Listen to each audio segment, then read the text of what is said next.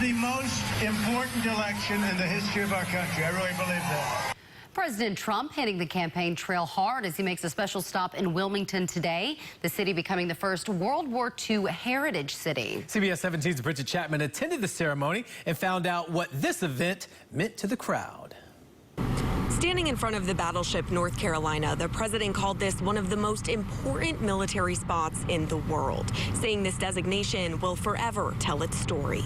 Our nation's very first, Wilmington. Congratulations to you all. President Donald Trump recognizes Wilmington as the first World War II Heritage City, a designation based on contributions made during the war, preservation efforts, and veteran recognition. Over 11,000 North Carolina patriots fought the enemy until their very last breath. He highlighted the role Wilmington played in the war and shouted out several veterans in the crowd. You are amazing.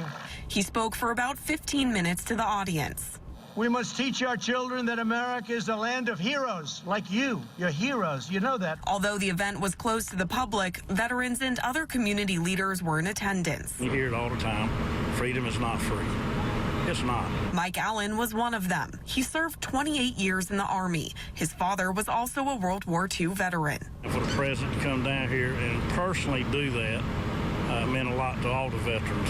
Other subjects the president briefly touched on were the demonstrations in Portland and Confederate statues being torn down. I said, you can rip them down, but you're going to serve 10 years in jail if you do. Opponents say if he planned to go off topic, they wanted to hear more about the pandemic. Not only the approach that he's taken in dealing with the world that's trying to come up with solutions with the World Health Organization and things like that, but just the approach he's taken by assuming that with some magic poof, it's all going away because you wish it were gone.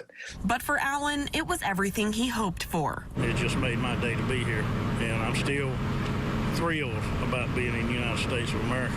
I get a chance every day to do something to help this country, but it's done so much for me. Veterans tell me, if anything, they hope this encourages people to look into the history of the area and appreciate those who have fought for our country. In Wilmington, Bridget Chapman, CBS 17 News.